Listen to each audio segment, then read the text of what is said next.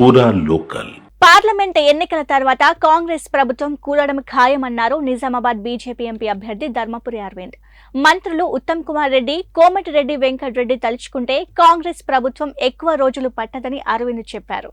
దేశం మొత్తం మీద కాంగ్రెస్ 2 రాష్ట్రాల్లో అధికారంలో ఉందని, అవి కూడా ఎక్కువ రోజులు ఉండవన్నారు. అబద్ధాలు చెప్పి కాంగ్రెస్ అధికారంలోకి వచ్చిందన్నారు.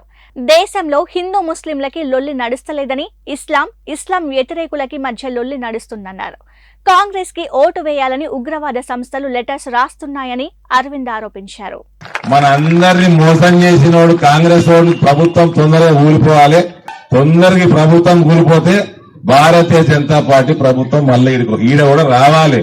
నరేంద్ర మోడీ ప్రభుత్వం తెలంగాణ రావాలి. అయితేనే మనకి ఇండ్లు వస్తాయి. కాంగ్రెస్ పార్టీకి ఎవరు మద్దతు ఇస్తారు తెలుసా?